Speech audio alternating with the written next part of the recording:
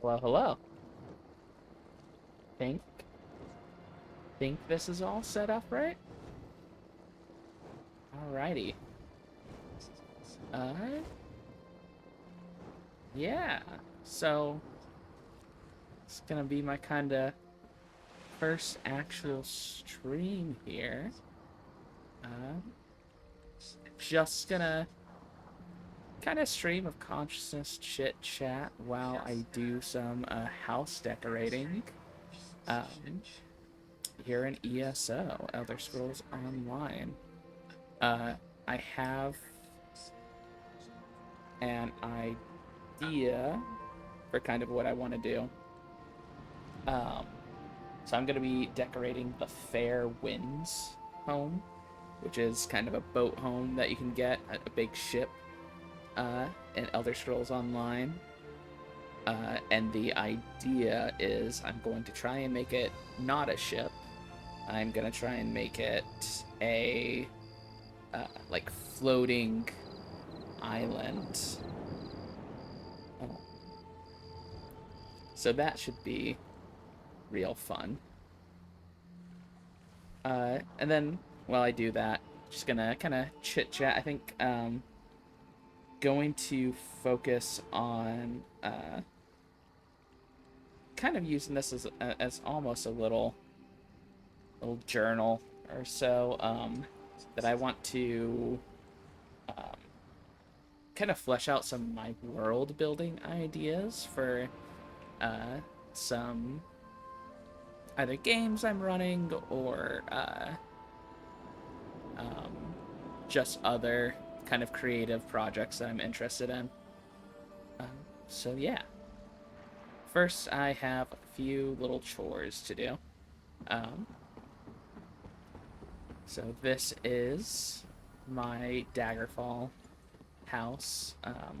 This is kind of the I built all this sort of the water feature behind. Made some docks, made a little inn. I have my little crafting castle over here where I have all my crafting stuff.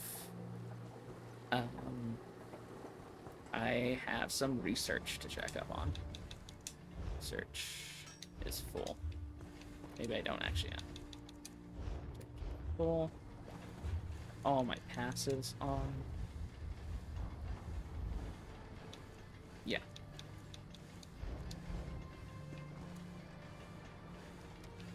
Come on. Research is full. Okay. It really picks up there towards the end. But I do know I think my jewelry research is not full, so I'm gonna get that. Let's see what we got here.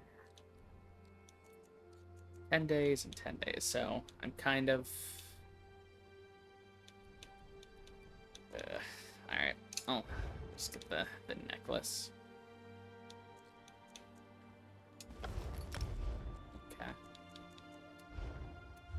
Well, I'll get that in 10 days, I suppose. Yeah, we'll kind of go through what I have here. My Daggerfall home. Got Sharp. Sharp as Night hangs out there. Got all my crafting stuff up there. And that's just a little in for flavor.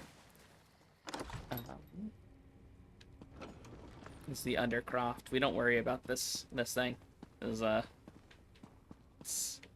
just an unfortunate side effect of the design.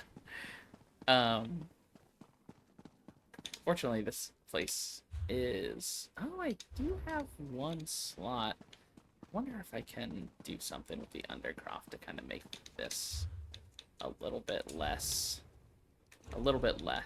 you know what I mean? It's like the biggest rock I got. Can I just put you there? No, it's always gonna look a little bit weird. And I think that's gonna stick up through the floor. It's fine. Everything's fine. But yeah, we got our little courtyard here. Courtyard. You know, the main space. Got Bastion and Miri. Zobby, my banker, my little treasure room. Scroot being strange. Then up here is where actually like the majority of my furnishing limit is, because I have taken every book from Shalador's library and meticulously placed them on the shelves. It took so long. But yeah, fully stocked Shalador's library, little reading room. It's great. It's wonderful. Love this. I'm not touching Daggerfall Overlook anymore. I've done it. I've accomplished. I've conquered.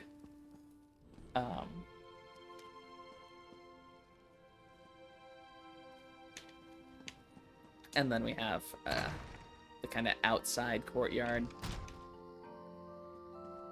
A little weather control beacon sits up there. This is just kind of a pleasant space when you enter. You got a bunch of leaves falling on you. Isabel hangs out over here.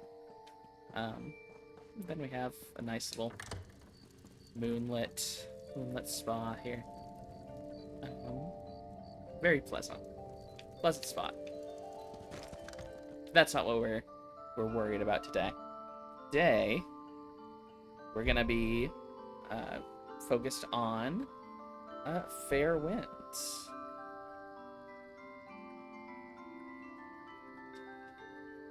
So let's get over to that.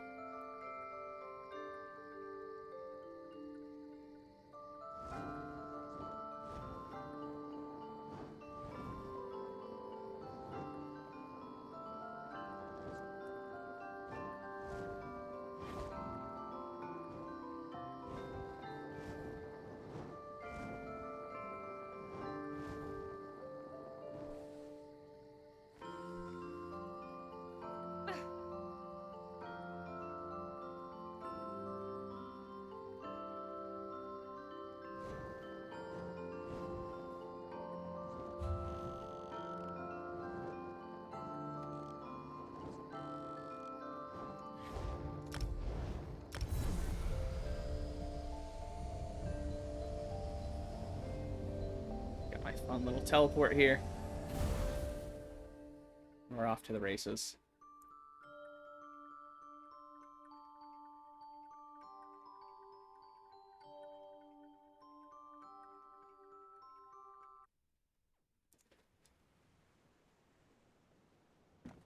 So here's Fair Winds. It's a big boat. It's got all the things that a boat's got. It's got pulleys. It's got sails. It's got masts. It's on the water. If you jump into the water, it gets kind of mad at you for it.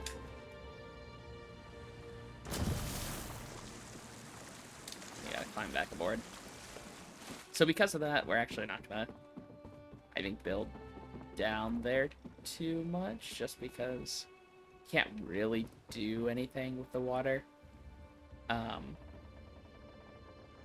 So what we're actually going to focus on is just getting rid of all the boaty stuff, all the stuff that makes this look like a boat.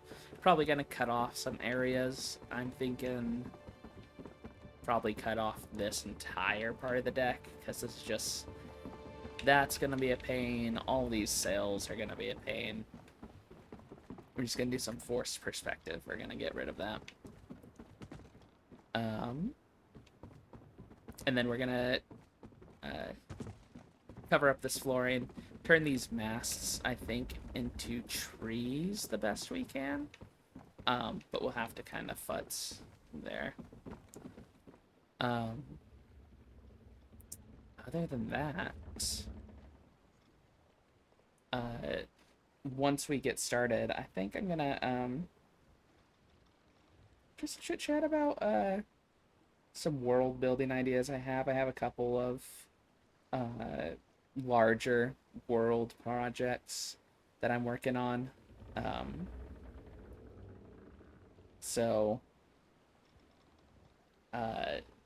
Yeah, I'm gonna be kind of focused on that.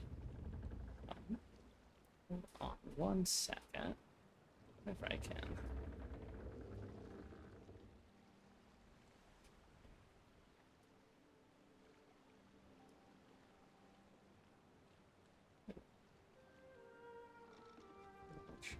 There.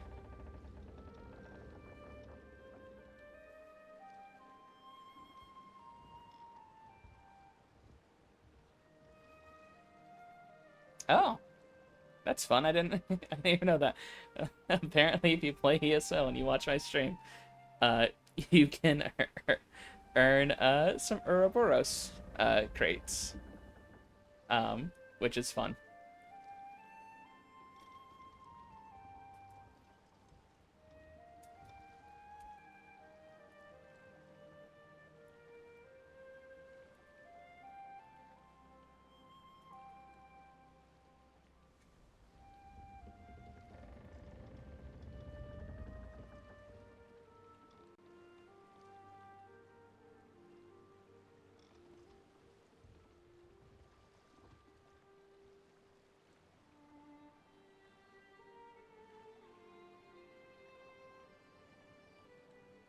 Um, that's right. I love that. I love that for me. Um, cool. Uh,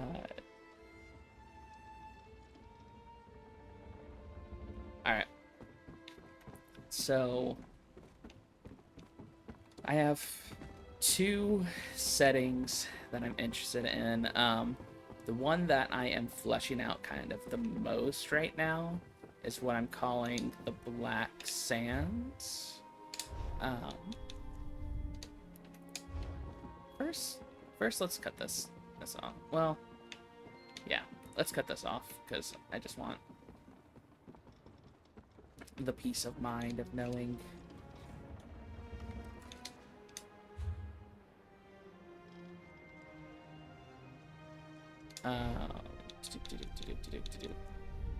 Some big rocks.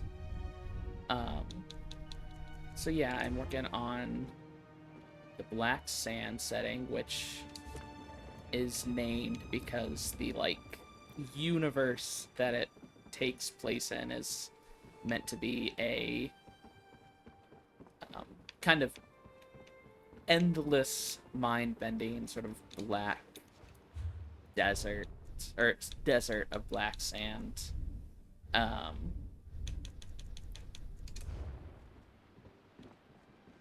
uh,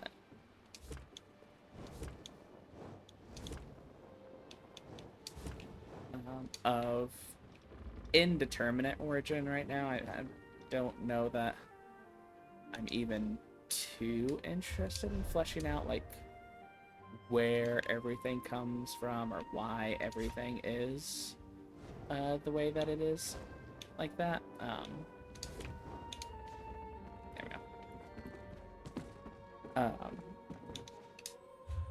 we go.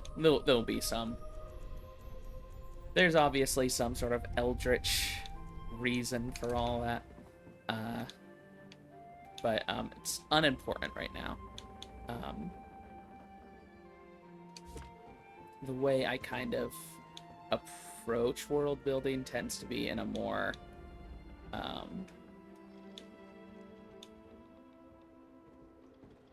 physical sense of sort of what's going on and such like that. So not too worried about and also I just generally don't love dealing with divinity and gods and such. I don't find that a particularly interesting aspect of fantasy. I know it's a big part of it, but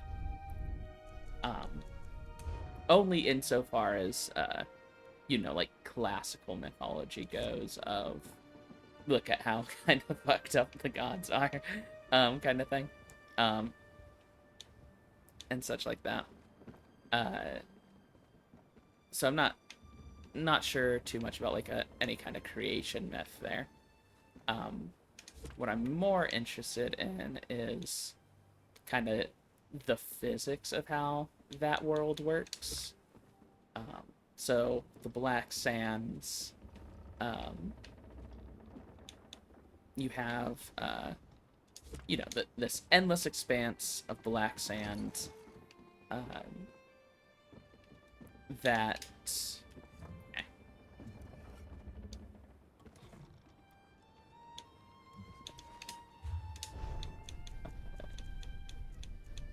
one would wander endlessly.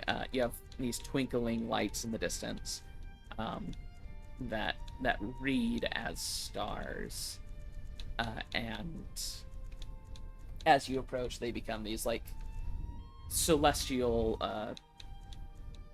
I think like creatures or plants. I think is really fun.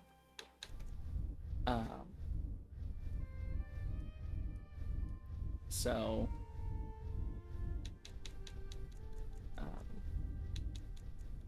like you'd approach this star that's just this little twinkle from the distance, and then suddenly you're staring at a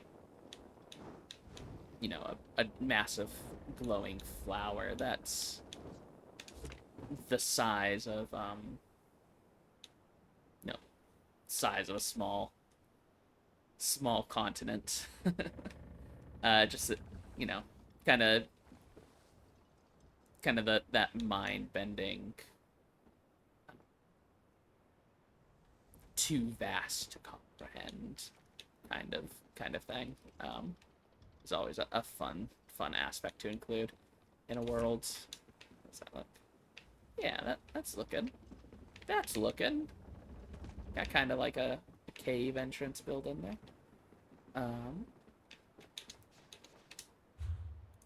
Put more rocks here.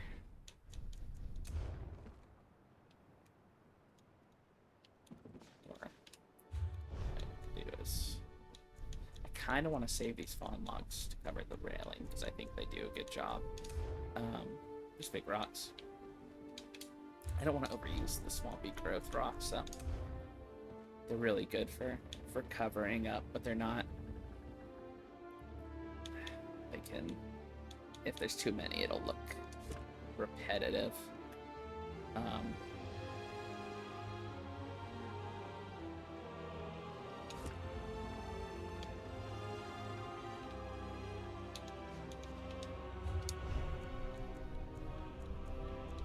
So yeah, so in the sort of celestial aspect, we have this massive, endless, vast desert, and then in a these great beings of light and kind of this primordial substance, way off in the distance. And then the actual like worlds where people, where living things inhabit, they are concentrated in these kind of like oases, these massive seas that surround, a series of, depending on the world, like a continent or series of continents.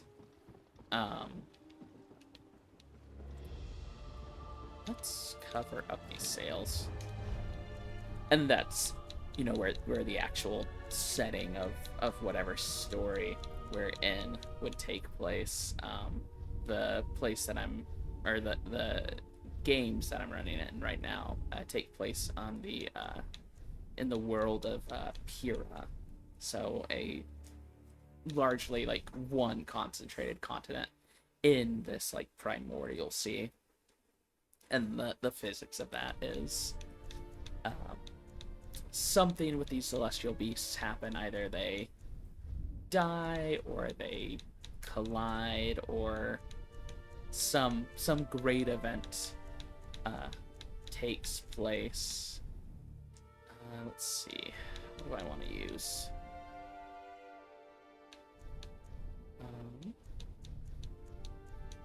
Yeah, some great event would take place, and Oh, no, did I cut myself off from that area too soon? Kind of. Okay. It's okay.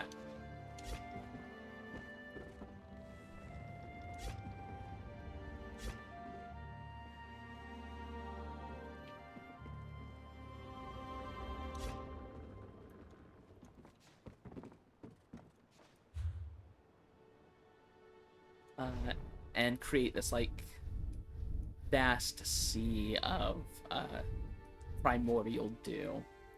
And then, the bodies of these creatures form, glass the sand and form, you know, an actual land for something to start on. And from that, you'd spawn kind of your more initial, what am I looking for? Primordial beings.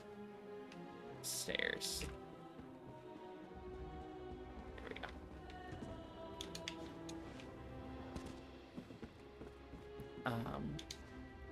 And I think the three main, like, primordial beings for this kind of setting, you would have your titans, your creatures that are of and connected to, like, the physical earth itself.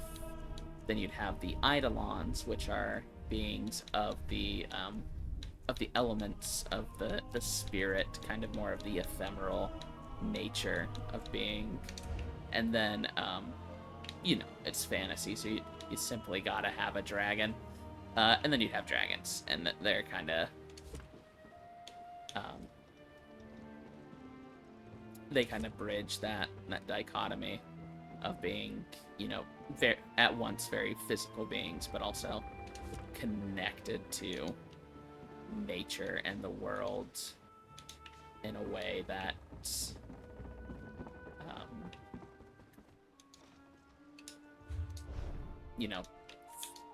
through the elements in a way that, like, is very transient. So the actual setting, the setting that I run it in, is a little bit not necessarily low magic, but a little bit lower fantasy in that way of the two types of fantasy is once the dragons were gone, or maybe the dragons will return one day, and there's too many dragons. I like to lean on there's not enough dragons in my world building, so a lot of these more like primordial beings don't really interact with the world much anymore, or are just outright dead or missing. But when world building, I like to kind of flesh out a history, just so, especially if I'm gonna, like, run a game in it, I like to be able to answer questions pretty readily. So and I find if I know a lot about the world, then that makes that particular part very easy.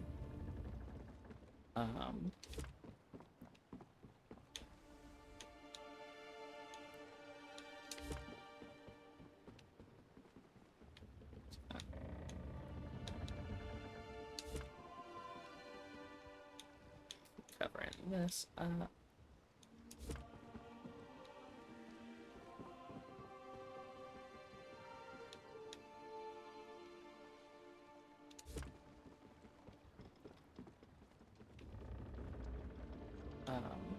And so I like to kind of flesh out, like, your prehistory, your or your almost your, like, mythological history, your prehistory, and then your history is usually how I, like, set up my at least as far as, like, game design goes. And that's, I think, a good balance to strike. So for this, like, setting up the prehistory, you have the history of, like, the dragon, or this would be like the mythological history. You have the dragons, the Eidolons, and the Titans, and kind of how they sort of, in some ways, like clash or meld, and that is how the like actual physical substance of the world is shaped into being, and through their clashing, like as their, as one of them like dies or goes into the earth, their ephemera and their like physical body then becomes the stuff that will later become, the creatures of the world. So Titan falls and its body becomes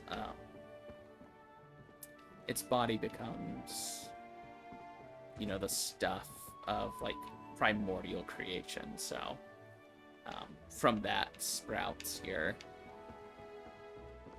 your animals, and then as the Eidolons pass, their stuff becomes like spirit stuff. So that's where creatures get their like souls from, or whatever kind of ephemeral nature you want to ascribe onto them. I kind of actually liked how it's wrapping a pine tree around these masts works. Right there.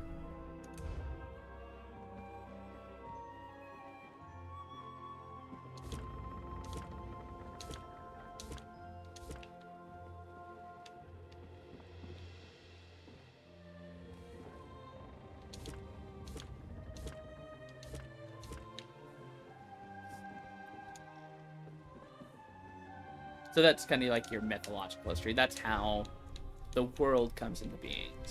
These Titans, these Eidolons, and these dragons, they do what beings of that nature do, and they move upon the earth. They create mountains. They create creatures. What's this? One little trope here. Wonder where's my druid platforms? Like that.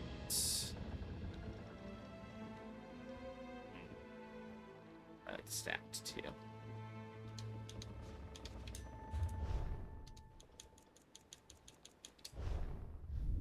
I know I didn't want to overuse boulder swampy growth, but it is kind of a cure-all for covering things up. It's just nice. It's big. It's got a swampy growth on it. It's everything you want from a rock, really.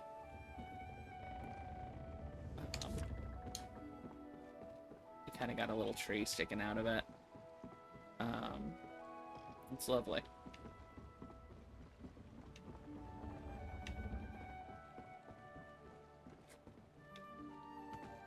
We'll cover. All right, so I have an idea for these riggings. I have vines in here.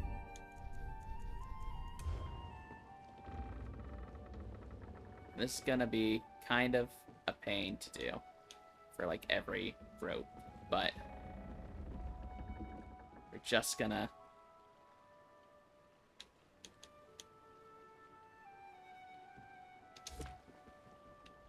kind of line them up.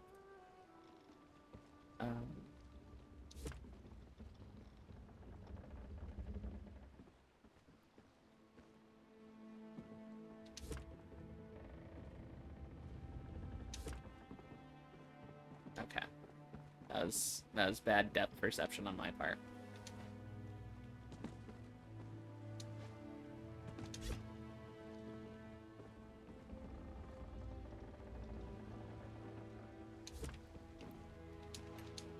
No. Let me reach it. I must reach it. I have some thicker vines also that I can try.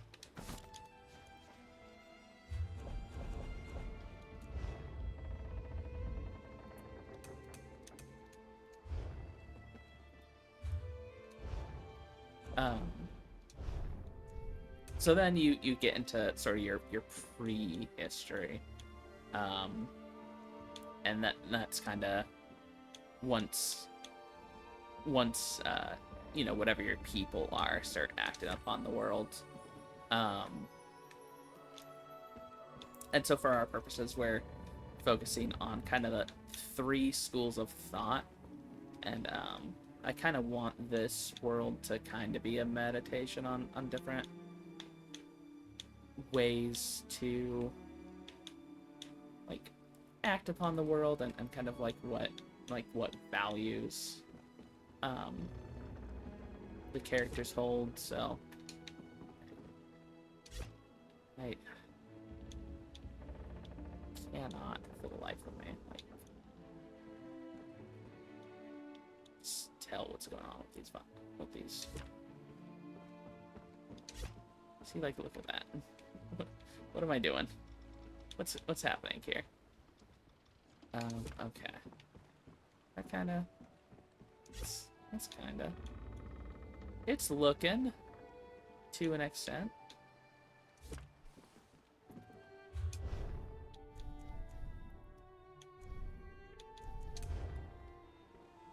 Ooh, that one actually looks a lot better. Oh.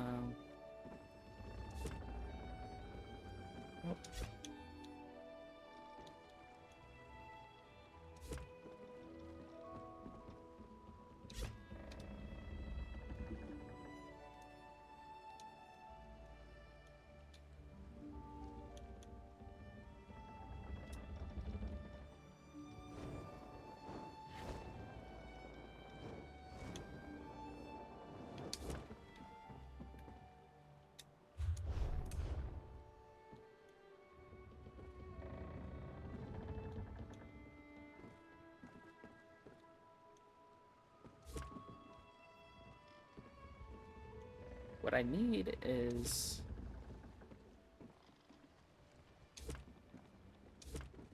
No. I have what I need. I'm the best to ever do it. Look at this. We're figuring it out. We're figuring it out and we're putting it together. Gonna cover up these ropes. I'm not too worried about housing limit on this one because I don't really know what I want to do with the inside too much. And I'm not worried about like filling this with anything particularly useful. I'm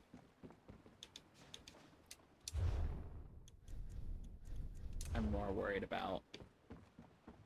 I just want this one to look cool. Kind of have a vision of a like almost a druidic mini Artaeum kind of situation. It is the vision. So we're going.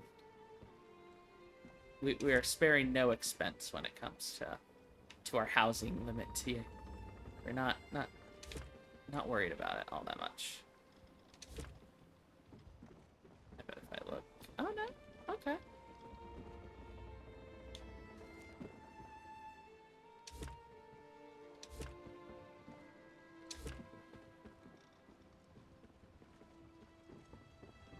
I mean, still recognizably ropes, but...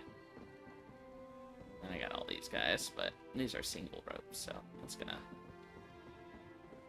And we got all the way up there. I don't know. I don't know. I might mess with all that a little bit later.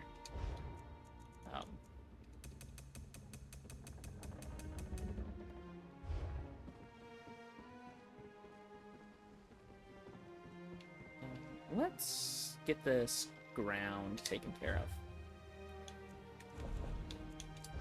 of. So yeah, then you got kind of your prehistory, which, if sapient or more mundane creatures are then the like the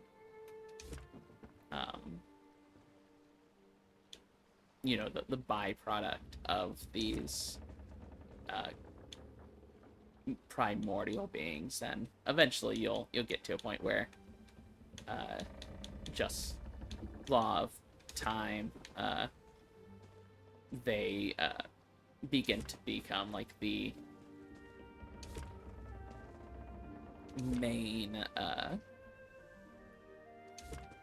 main creatures on the world. So that's when you get your animals, your people, uh, your minor spirits and such. And that's when actual history and stuff starts to take place.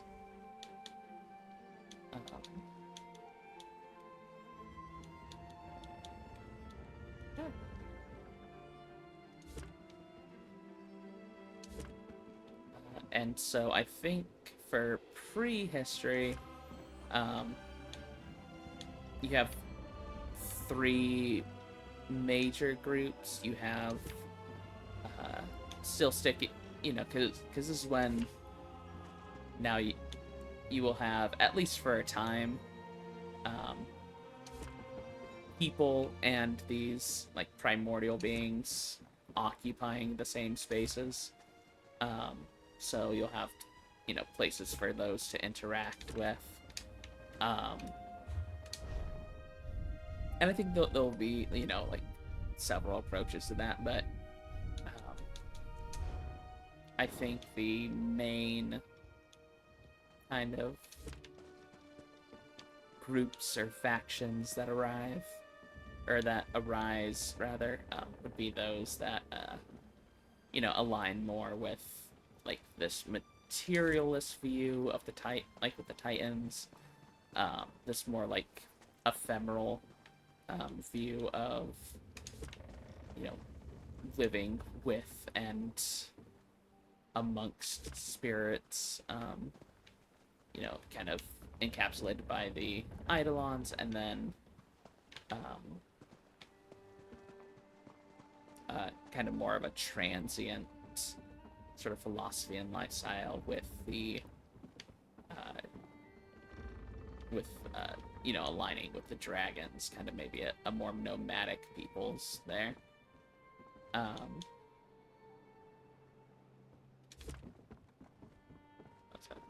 That's right, you can block off one Sarah.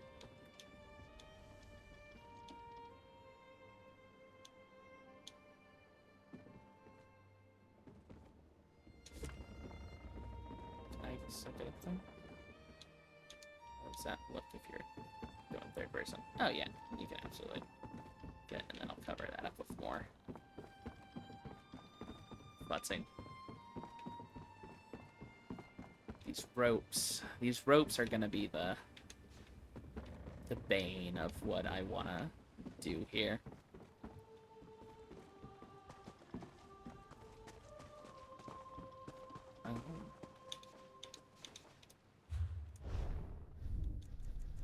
Let's start getting some of this railing taken care of, actually.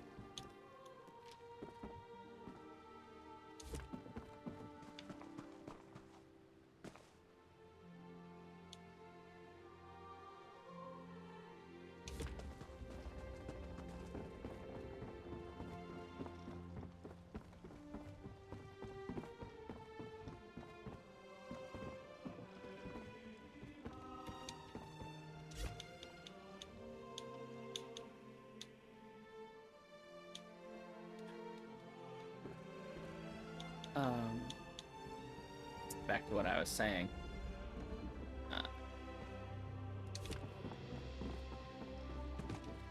Doing kind of design work and chatting is tough.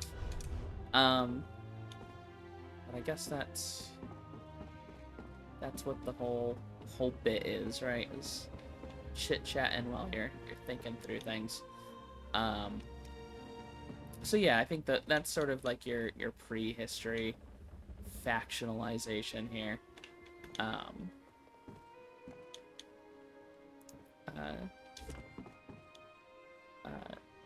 And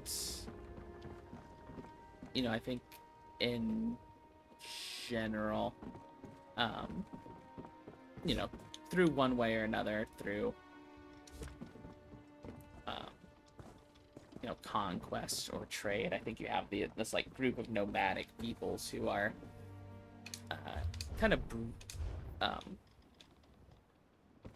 because you kind of have at least on its face, a sort of dichotomy between this very materialist worldview and this very spiritual worldview. Um,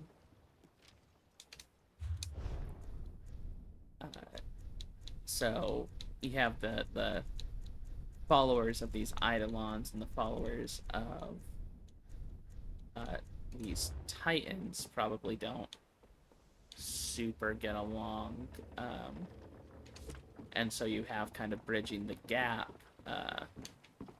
this nomadic peoples, and because they're moving around, they're actually like interacting and talking with people. They're accumulating,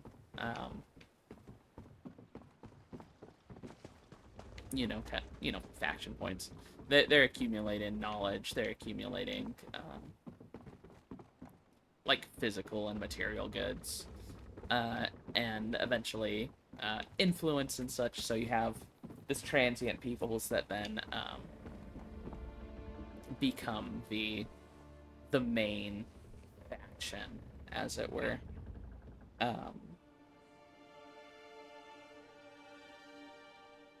And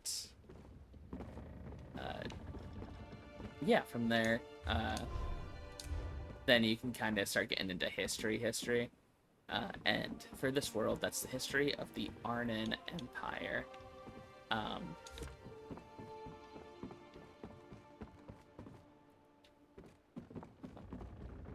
Which becomes this like continent spanning superpower. You start bringing in ideas of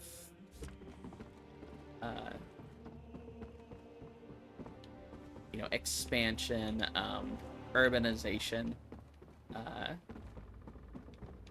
and you sort of get to a point where these different places in the world are specializing.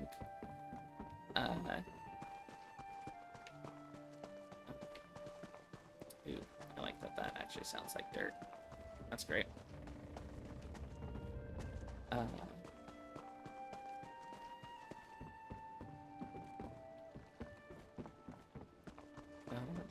So you have 2, 3, like 5 or 6 major biomes on Pyrrha. You have to the northeast a massive quarry where this these groups kind of mine out the like precious metals and materials of fallen titans, and I think this becomes like a major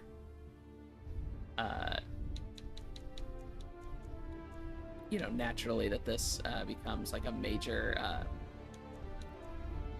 like crafting culture, very focused on like the skill of craft.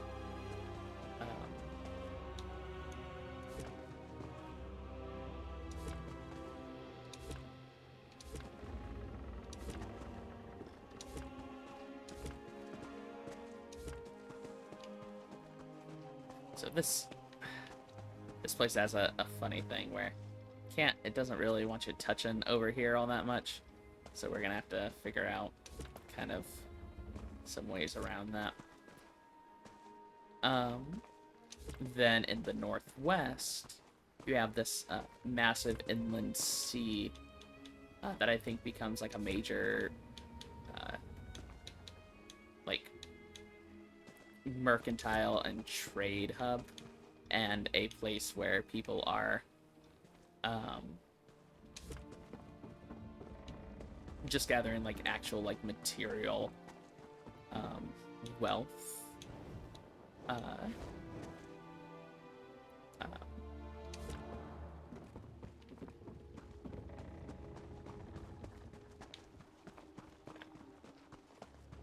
actually, that's what I'm gonna do. Is I'm gonna replace some of these with like coral and limestone, so I can move some of this stuff around a bit.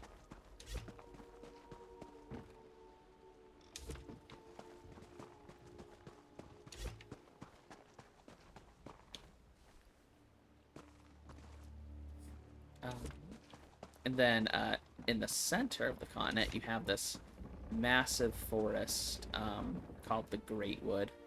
Because, you know, who names... You can just name things what they are. You don't gotta get fancy about it. And that is sort of your peoples who are still very much interested in living in the way of you know, these peoples who are still very much connected to the Eidolons and the spirits.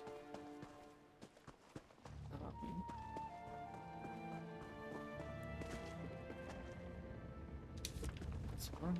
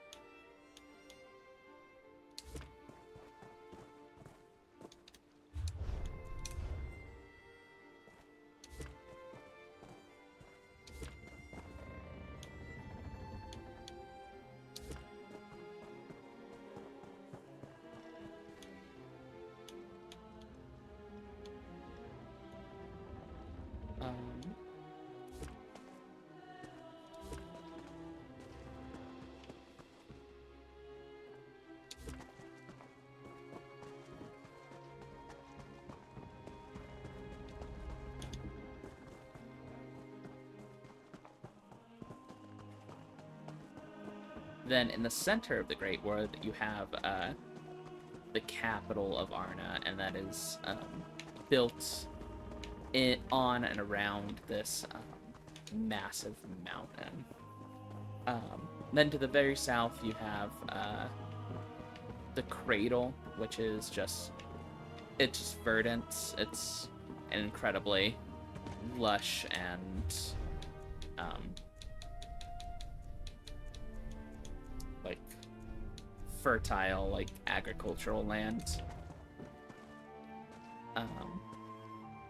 It will become much more important, kind of sort of later in history, but at this point is very much, you know, I mean, it's still very important. It's be like the majority of where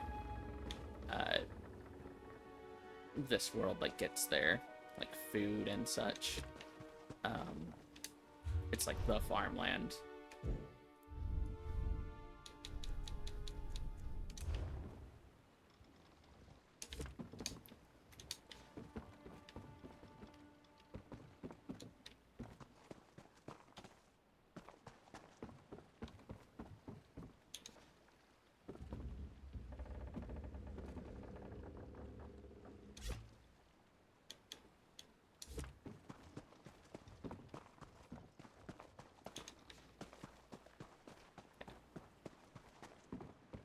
Got some dirt there. Got some rocks. Got some trees. We're getting there. Still recognizably a boat, but we're figuring it out and we're putting it together. So then, oh yeah, and then to the south you have this archipelago, um, which um, becomes kind of a haven for study and magic. It is like a a space away from society where people can kind of learn their crafts and such. And I think this is like also the last bastion of probably where like those who still are part of like the dragon cults and such live. They're very interested in like ancient knowledge, arcane lore, and such like that. So I think that fits. And you know, you throw in some volcanoes, and that's how you build out a um, that's how you build out like a mysterious island chain. Um,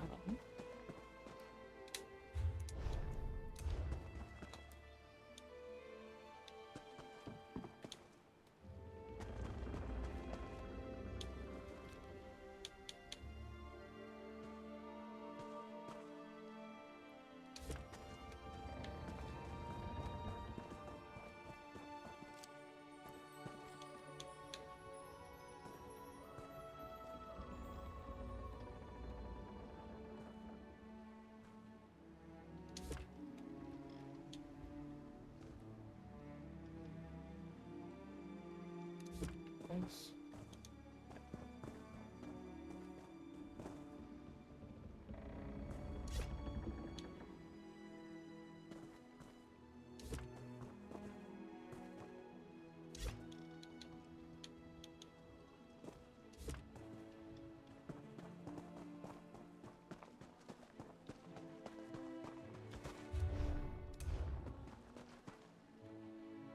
Um, yeah. So that's your kind of your main corners of this empire. I think from there you kind of have, you know, that's just dominoes that you set up, and then you knock down with a big old war. You give them a civil war. Everyone kind of specializes, and you know it's to a point where, you know, I think a lot of people are thinking, well, why do I need the rest of this empire? We kind of got a good thing going here. We have our own ideas about how things should be run, and then you create some like. It's easy to world build around a war because it's something that everyone's fairly familiar with. You don't have to get too fantastical. You know, you just throw magic on a WMD, and there you go. You have the horrors of war. But this war is also where we kind of start getting into like our fantasy tropes of like heroic figures and soldiers and warriors, and sort of what they become. And so I'm thinking, so these heroes become, you know, there are this group of adventurers and heroes and mercenaries that make make names for themselves through this civil war, and they stumble upon certain arcane secrets related to the way the universe works, like going back to that Black Sands idea. And so as they're, you know, growing in power and becoming disillusioned with the way, you know, the world is, as war ought to do to a person, they, you know, end up disappearing, and you know, after after the dust settles, after they disappear, a kind of like stalemate occurs, and everyone just kind of mutually decides on a sort of form of independence. I think I'm wasting too many. I'm overthinking this part.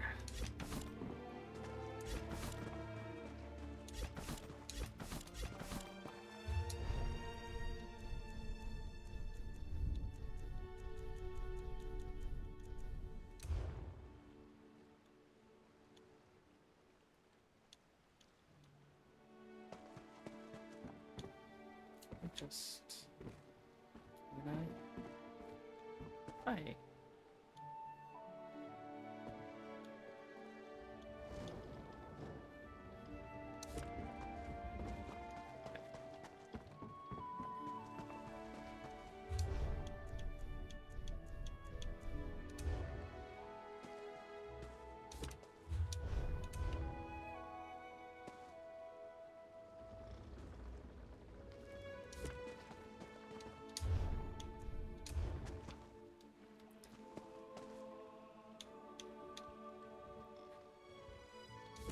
And so, you know, the memory of and the myth of these heroes become, you know, a matter of, you know, debate, and then I think, like, religion, people start, you know, creating stories of how these heroes, you know, ascended to a form of godhood, and that's where you get kind of like the major religion of this world.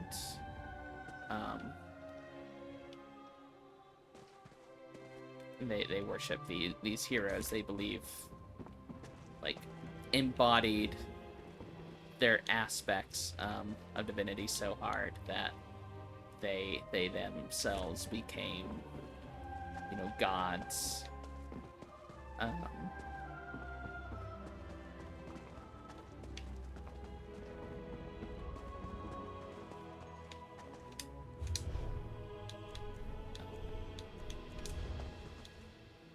And then, yeah, you, I think there are some major changes to the landscape that happen from this war. The inland sea dries up and becomes the Dustlands after the discovery of your classic fantasy arcane material. You know, your materia, your whatever you want to call it, in this world is alright.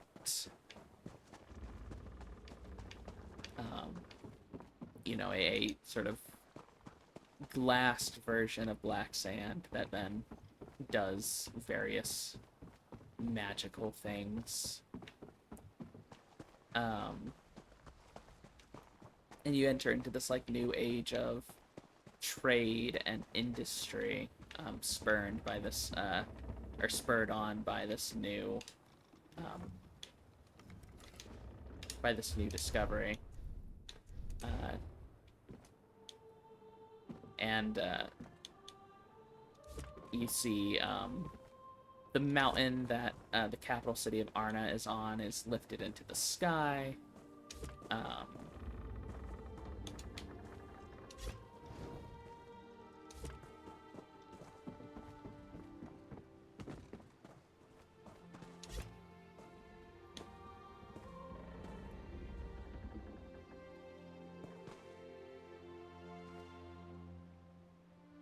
The quarry that Bathos existed in is now flooded, and the superstructures that they lived in are now these massive, like, underwater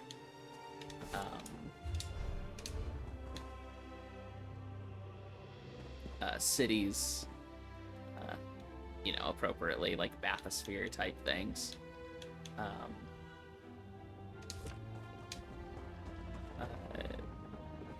the cradle where you know, this like agricultural center now becomes vastly important because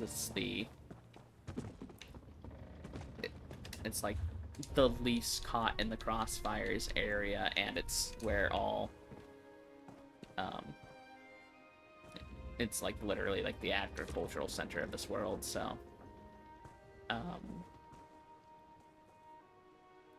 just naturally becomes a place of refuge for many. So all the refugees that didn't want to be involved in the war, I think, ended up there. And so then you get a you know, this like almost enlightened city, this meritocracy of Arete.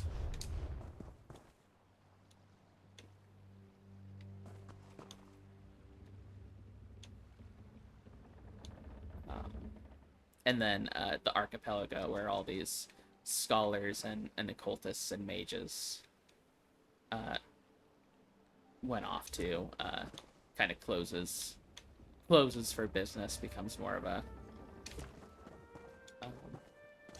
just becomes more and more mythological and mysterious, as it just becomes less and less accessible. I think like volcanic activity kind of like starts occurring, so just becomes incredibly less and less like actually inhabitable in that way.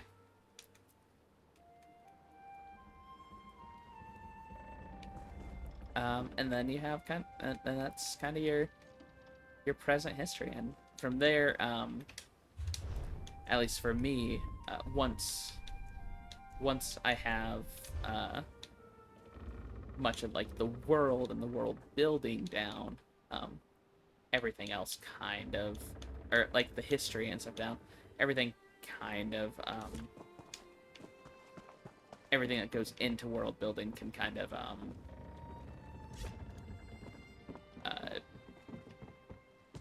branch off from there. So, you know, you start working on like magic systems and such like that. All right, so like how does magic work in this world?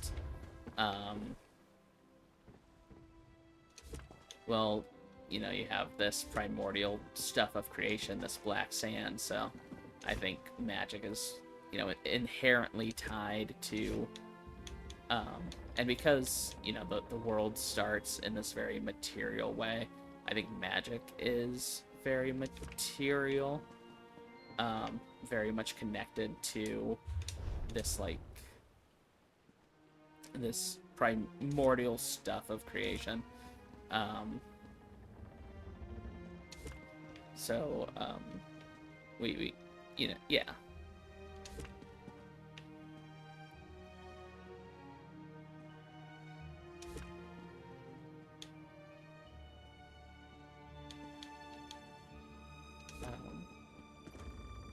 So I think magic is all about, like, manipulating these, like, actual physical forces. You know, and you have that with Arite, right? So I think as,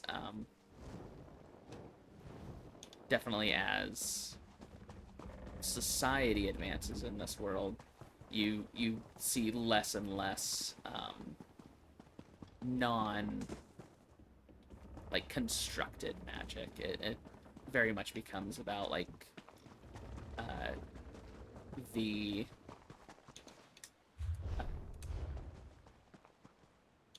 very controlled aspect of, like, shaping and refining this Arite to do very specific things. And so you end up with, like, not necessarily a low magic setting, but a very structured magic setting. And there, you know, depending on like what you're interested in doing, or what I'm interested in doing. I didn't get a point, I suppose. This is my world. You know, you can introduce, like, different types of magic, more more or less controlled types of like creation there.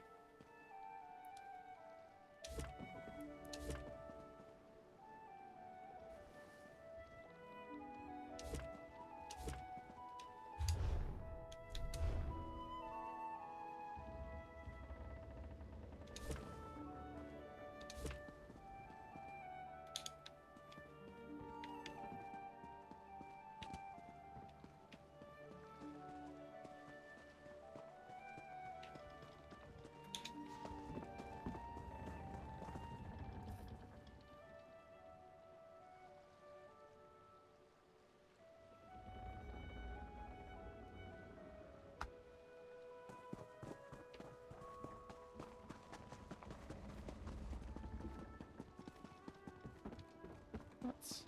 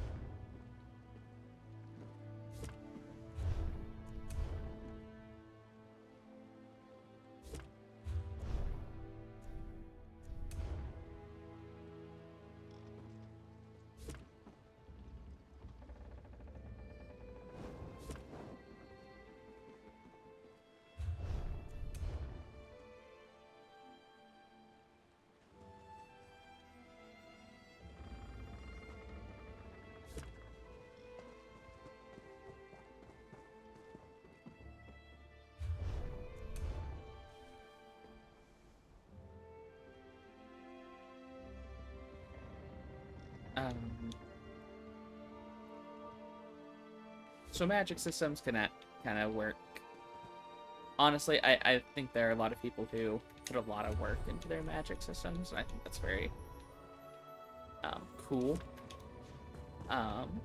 But for most purposes, especially if you're like running like tabletop games and stuff like that, you kind of follow your player's lead on that, on kind of like what they're interested in magically, and then you build around how that would work for them and in your world and such like that.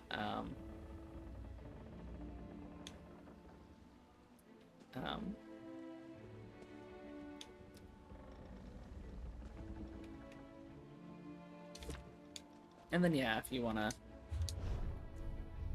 I think you kind of have this sort of natural diminishment of the more fantastical elements over time, and you can decide like kind of how much you want to lean into that and such.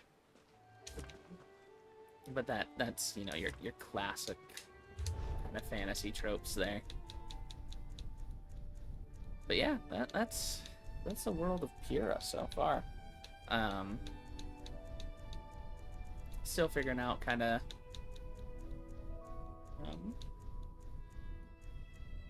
some more of the nitty-gritty elements, but a lot of that more I improvise a lot, so it's kind of build off of what makes sense at any given point.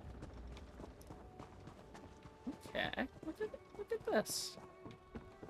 You know, again, we're still recognizably a boat, but we're getting there more and more. So I have this area. I can just fully use some big rocks to cover that area.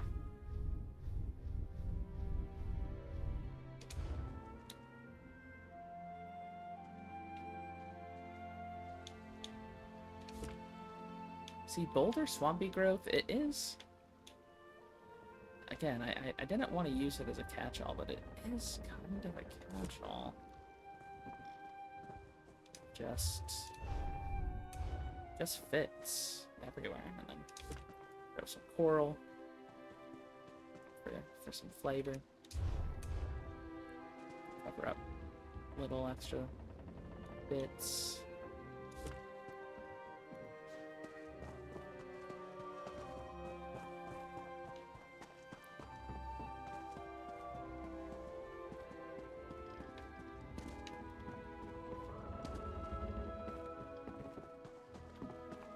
Again, we're gonna have to mess around a lot with these ropes and vines to completely take care of all that, but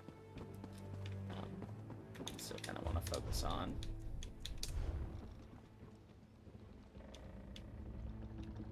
still doing a lot of literally the ground laying, figuring out how the actual ground looks.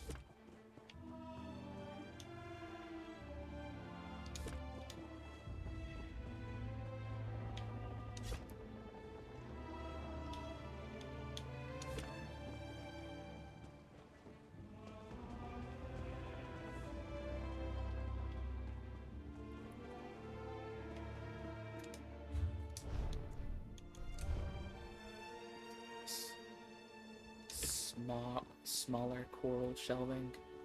And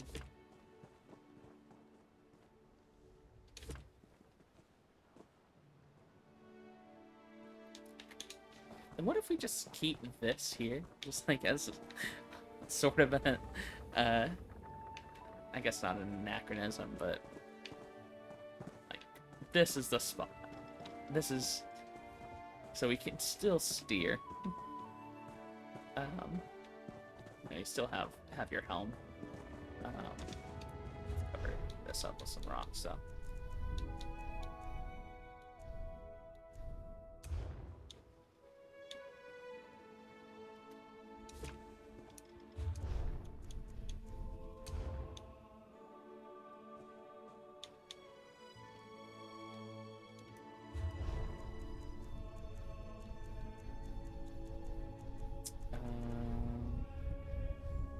Do we want to do rocks, or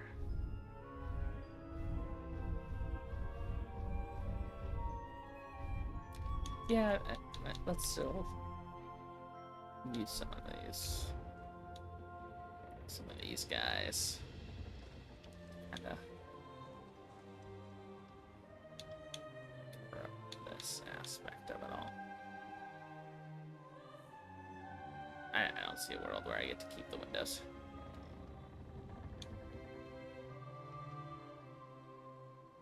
Fortunately.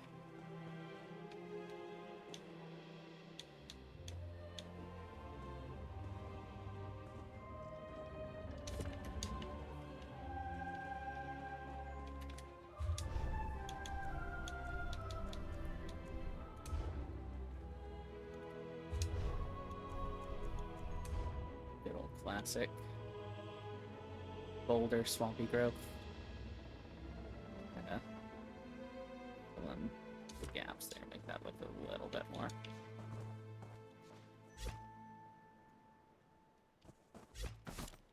Maybe just some of these smaller limestone shelving. So cover it in a less terrible way.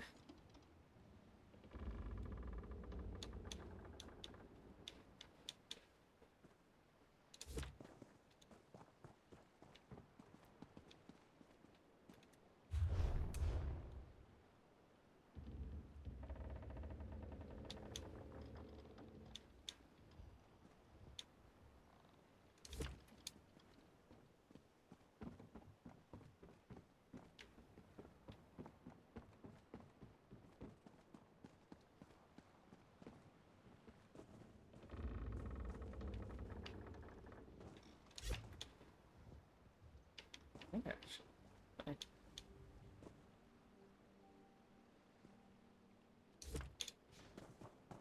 Everything in there still interactable. That's fun, actually.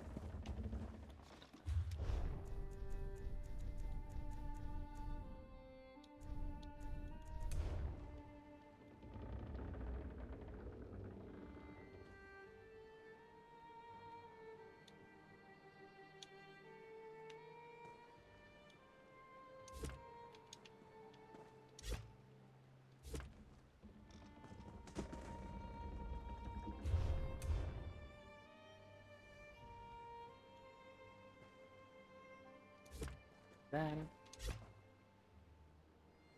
Boom. And then I don't know what we want to do for the flooring here.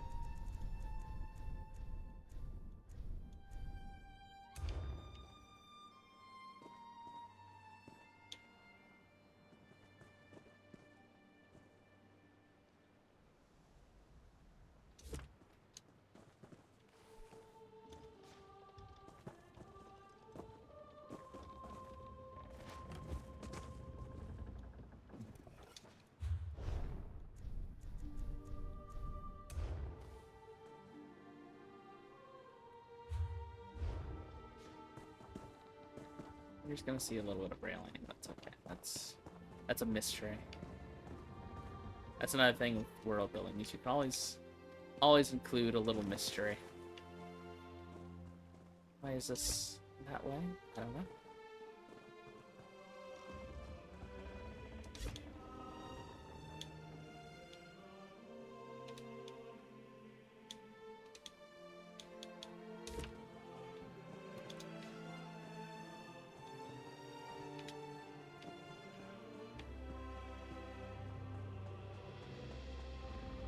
Okay. Becoming less and less looking like a boat every day. Every edition, we get further away from boats, which is our prompt here. Which is what we're trying to do. We want to do our best to forget that we are a boat.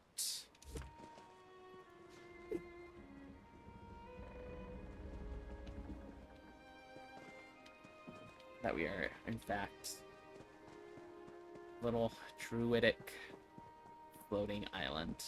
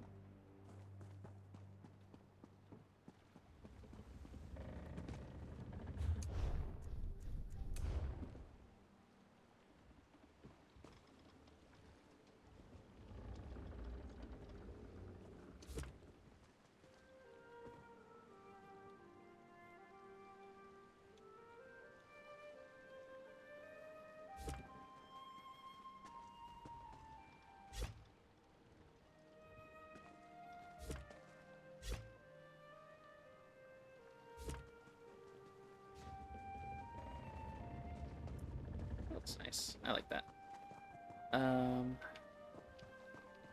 Alright. Move over here. We're gonna do the same thing.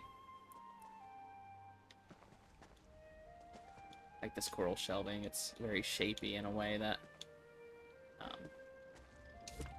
helps with things, and you can move it around so it doesn't look like you're absolutely just repeating a bunch of different assets.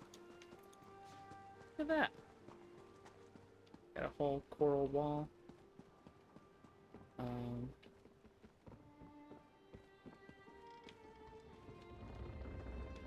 Then up here. I actually have a plan for up here. I think I know what I want to do. How many fallen logs do we have left? We have a few. So we're gonna place those around here.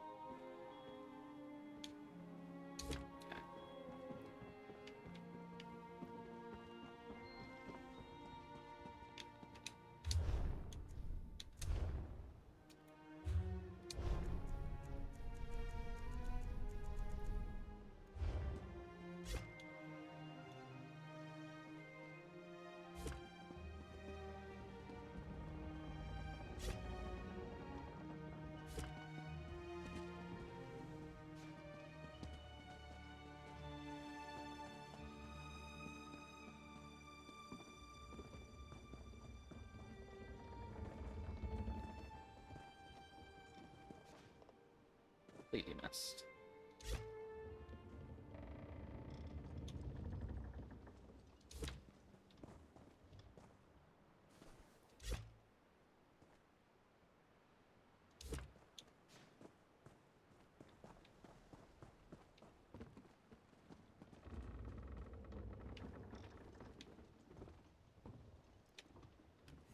Nope. Not what I meant to do at all.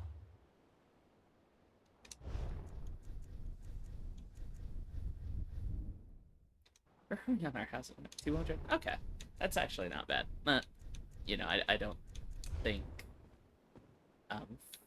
finishing the outside here is gonna take that many more furnishings. That will be like completely stuck on the inside.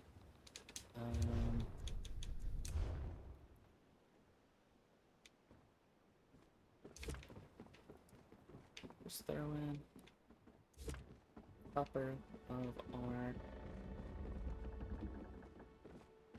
older swampy growths. We do big pine tree.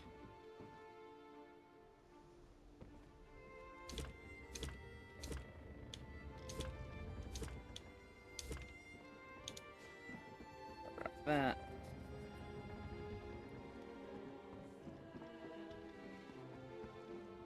And look, I think we're almost ready to start putting some plants and stuff around. Right as soon as I finish this bit. Do that, and then we're gonna do a couple more of those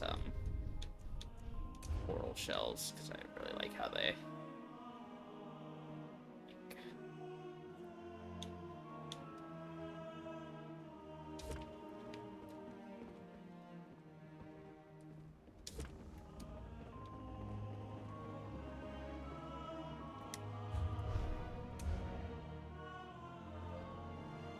this back area is gonna be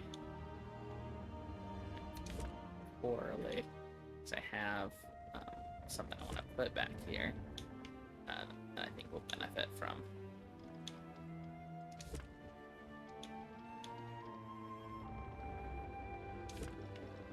this whole situation.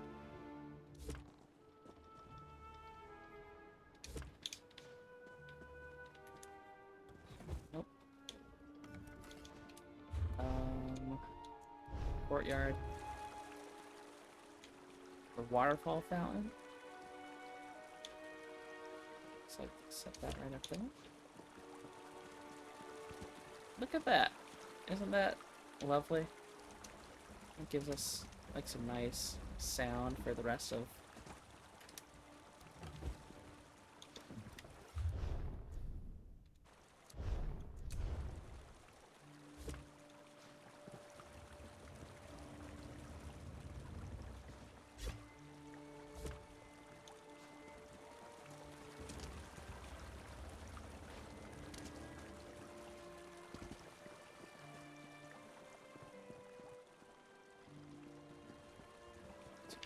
there's that.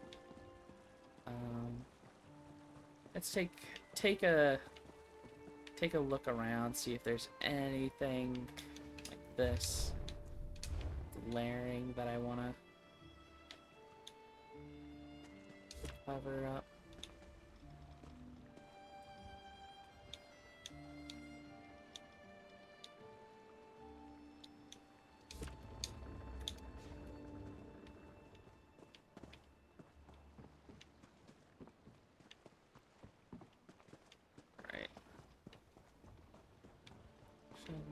Yeah, it's blocked off.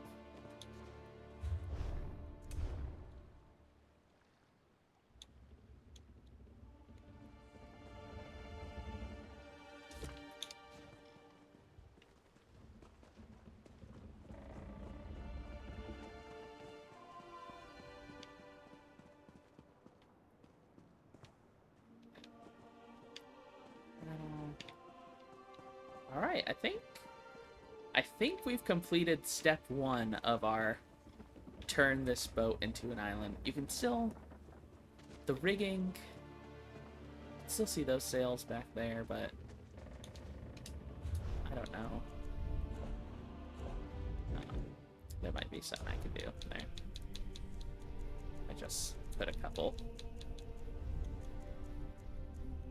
towering trees.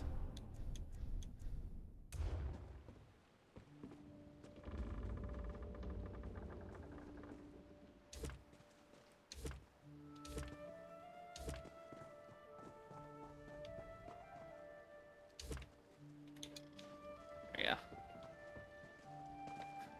Those don't go into here, do they? That'd be very funny if they did. No. Okay.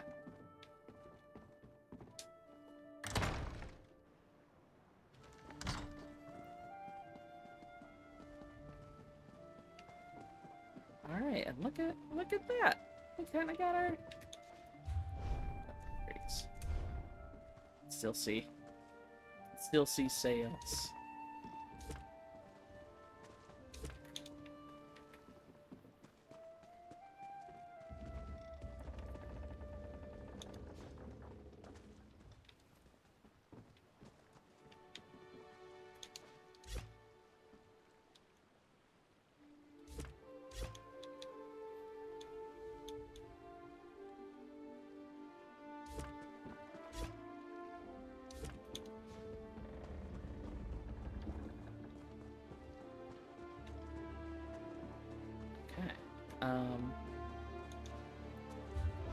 Now, let's mess around with this rigging.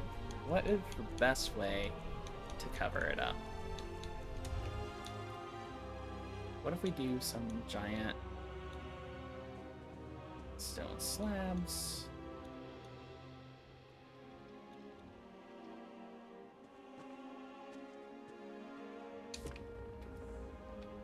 It's like big old rock formations, basically.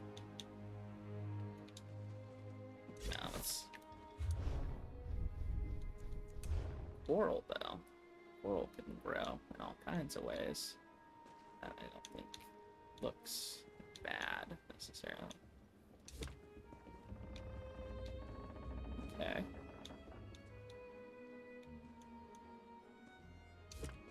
And then I can cover up a lot of the rest of that with, like, vine.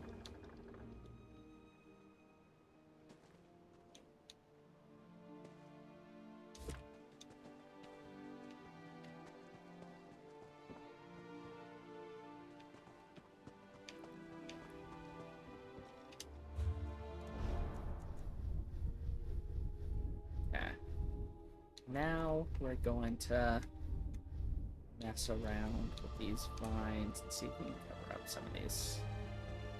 See how effective they are covering up the ropes. My concern is not very, or that if they are, it's gonna take a lot of fiddling in a way that I think might not ultimately be even worth it.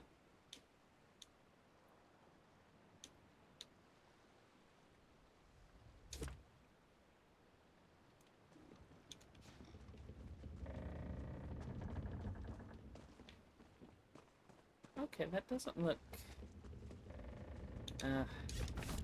it's not three-dimensional the way that these ropes are. This could just be a ropey island, you know? Some islands have ropes.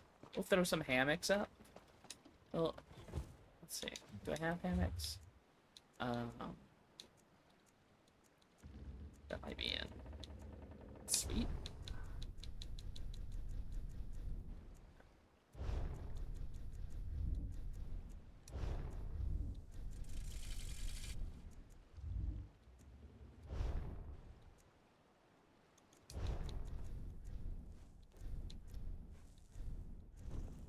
I know I at least have the plans for some hammocks. Okay. Let's start putting some plants around.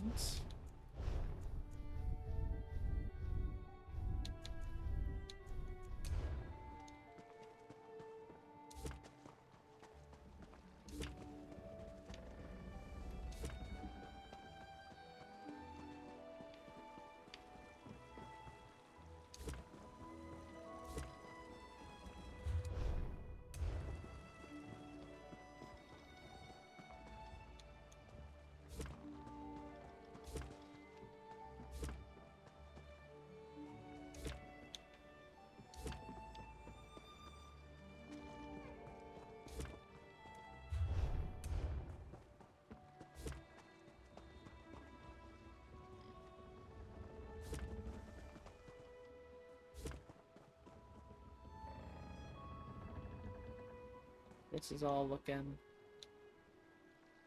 really nice. I think we're gonna go for... Gonna try and include as much bioluminescence as I can. Kind of give the place sort of that ethereal look.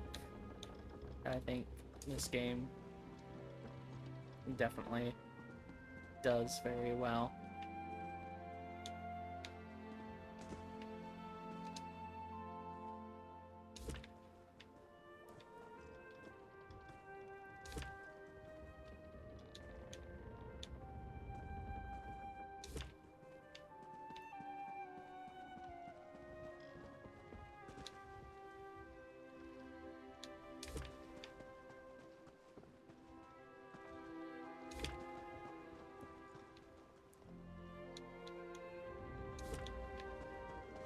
A lot of these things, a lot of my furnishings I've stripped from, like, a lot of the free homes and such that they've given of you. So this lichen and stuff is actually from the Red Guard home that they gave away last year, or maybe a year or two ago. I don't quite remember when that was. But yeah. So like a lot of the vines and stuff are just from different homes.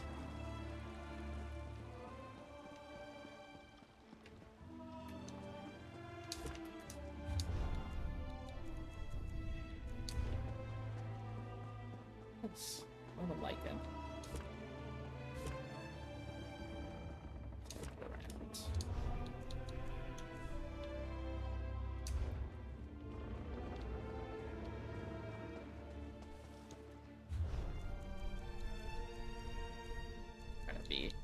Try to have some sense of... I know I have... Is it in light? It's in lighting. Yeah. Like... glowy mushrooms.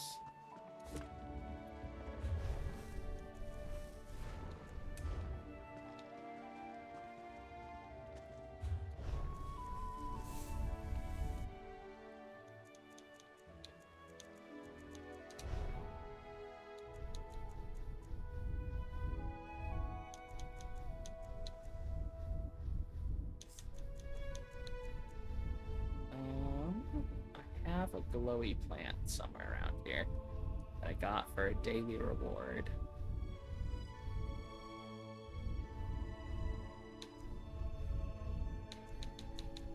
Maybe if I actually...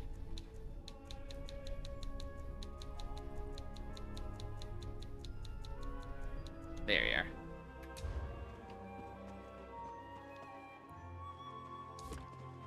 Let's go put these actually by the wheel.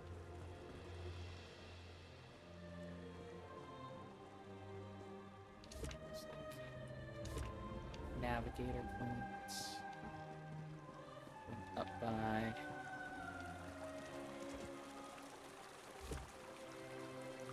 a little water feature here.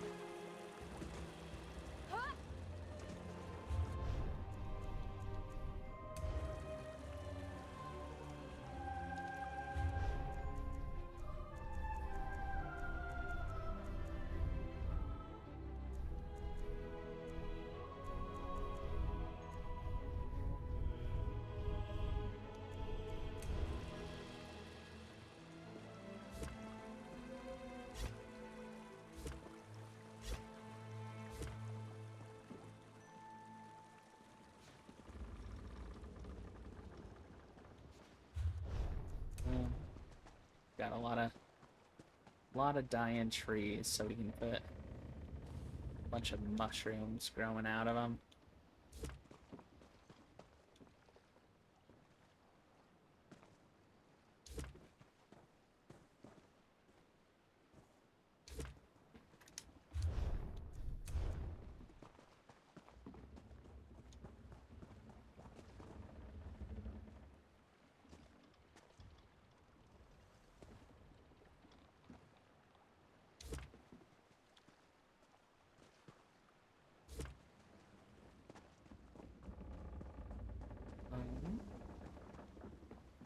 Love a good mushroom aesthetic.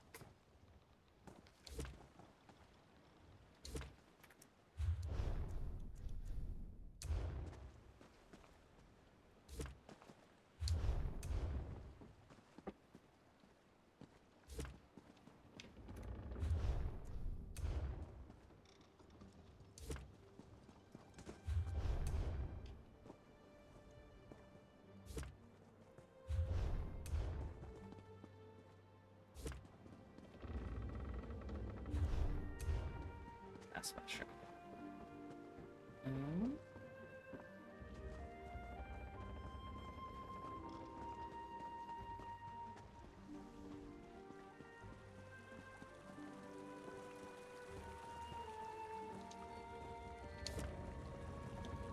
There. Some mushrooms. Got some glowy plants. Let's place the rest of this. Glowing coral. It's apocrypha. Apocrypha coral.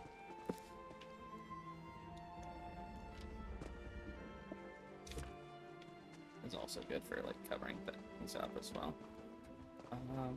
It's very pretty.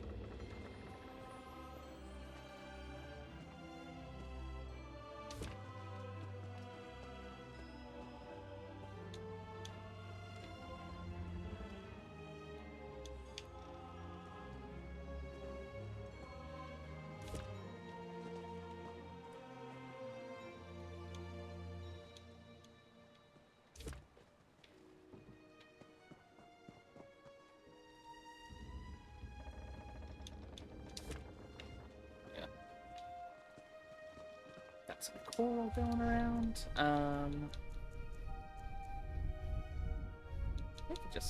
think.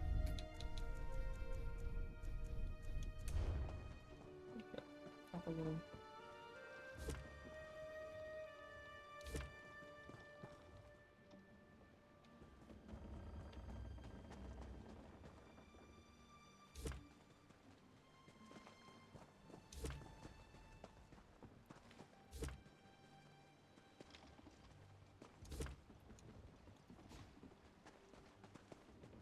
Trees.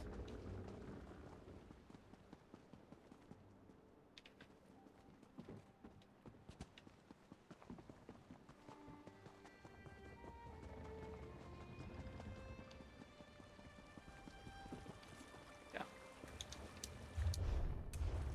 Some sea grape trees around that. Look really nice. Got some palm trees as well.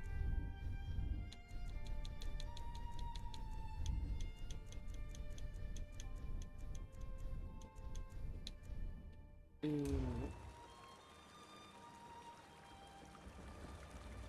Yeah.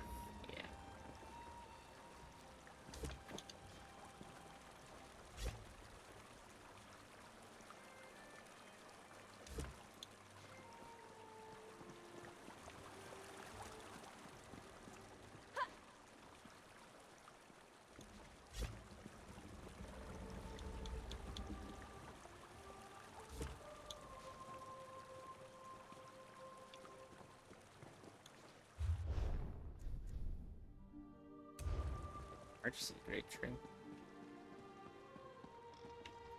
I don't know what a sea grape is, but you know, we're building a little island forest, so it seems appropriate. If in name only. Let's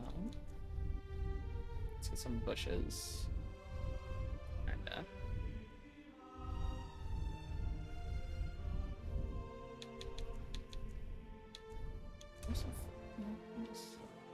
start planting some flowers.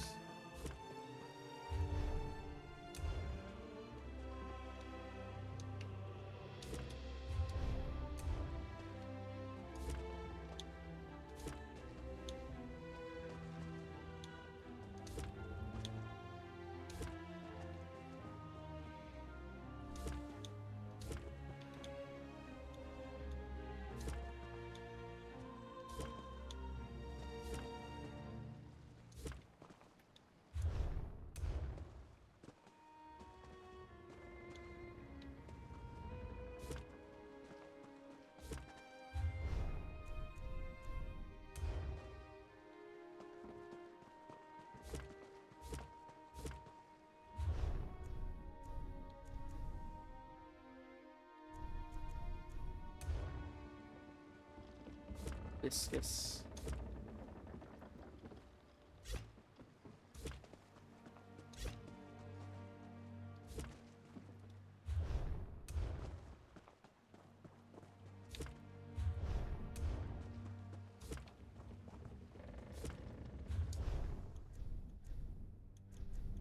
And then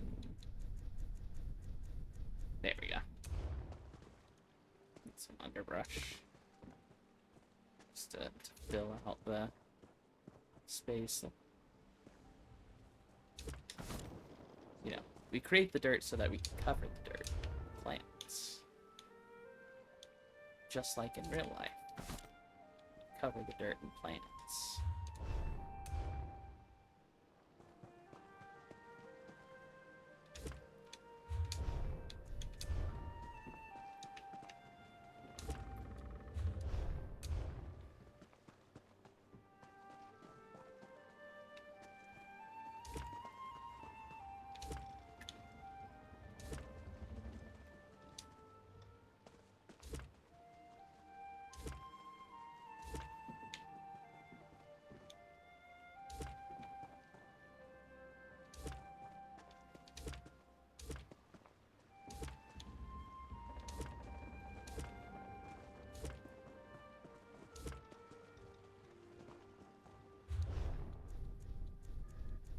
Oh, I don't know these guys.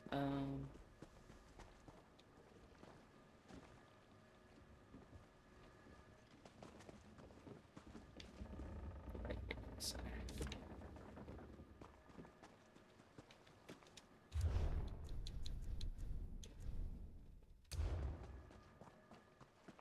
Let's see these purple spade leaf plants. Are we up here? Do we want small plants? No. I'm okay with it being kind of more rocky up here.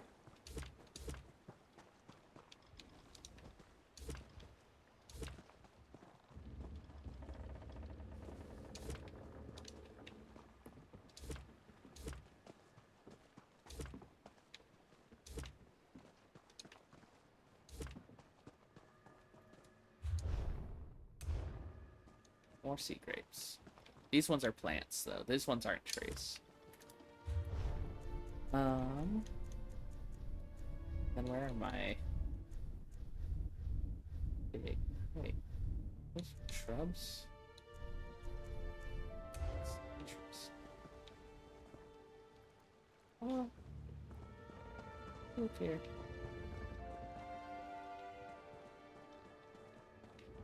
I wonder, actually. Can we cover up the ropes with shrubs? No, that's gonna take a bajillion of them. A bajillion like those.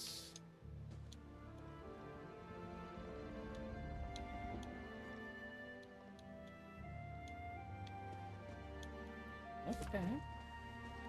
Maybe.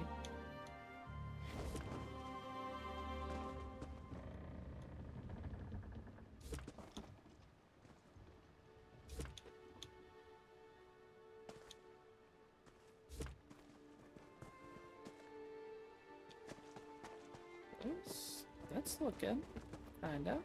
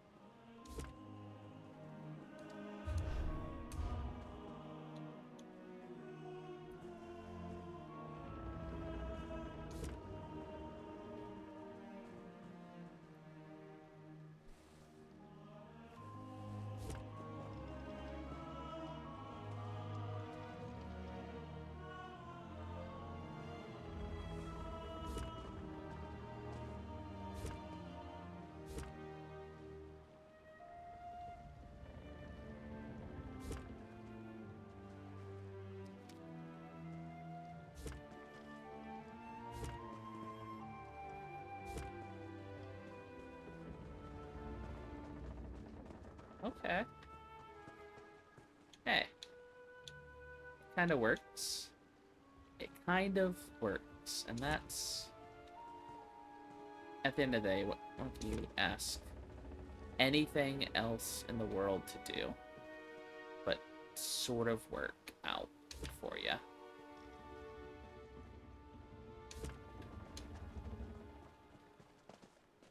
And just completely miss the rope altogether. That's actually the biggest thing you could ask something to do. Is just... Forgive your bad depth perception.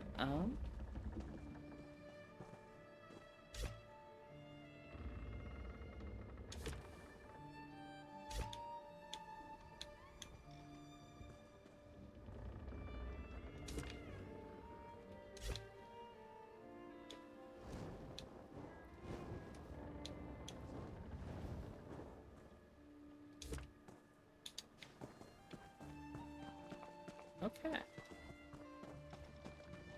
Now look at this. We're getting to a point where, you know, if I just showed up here, I don't know that I know it's a boat fully.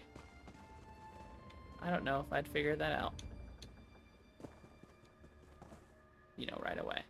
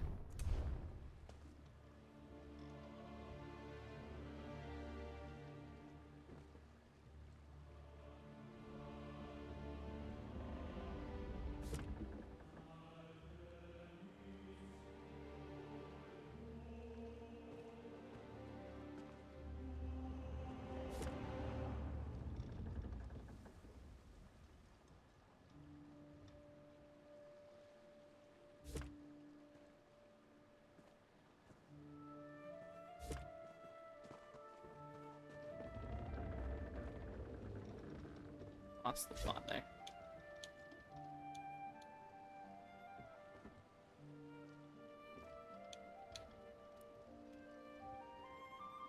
Yeah, I think I'm gonna place some of these vines, and then I think I'm gonna call it. I think this was a good first stream. I was able to talk most of the time, which is really the big part for me, is talking and doing at the same time. And you know, just like finding nonsense to chit chat about is really good.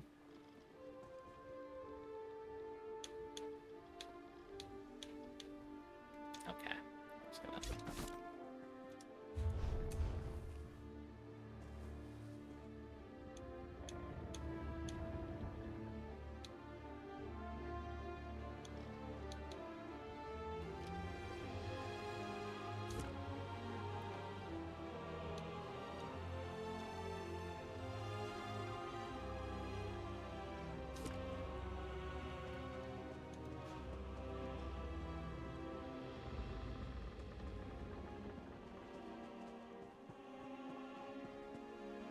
But I think we got the outside of this mostly decorated. What's our... We got 300...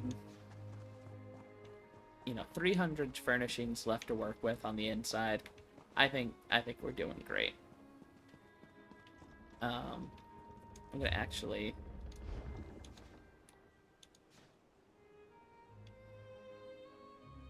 So you teleport in. You take your boat to this island. That's not a boat. It's an island. And look at that.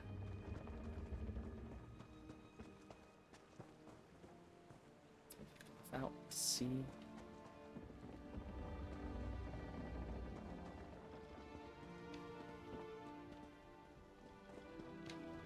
Got some places you can go. I think this looks great.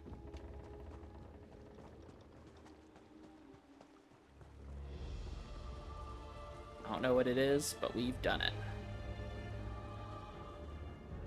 And then I like about having this is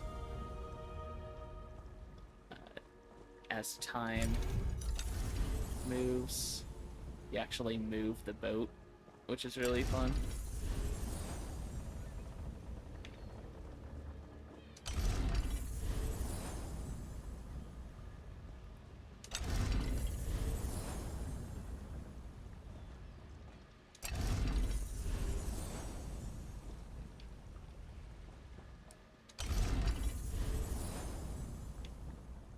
Moving it to midnight. Alright, yeah, I think I'll call it there. Go to my little chat screen. This was my first stream. I don't think I had any viewers doing it during it, but that's absolutely, honestly, for the best. Um, getting used to actually just doing the dang thing is important. Also, these are gonna be really late at night. Uh, so yeah, if you watch the VOD of this, why? But also, thanks. Um, anyway, this has been fun. This is great. Bye.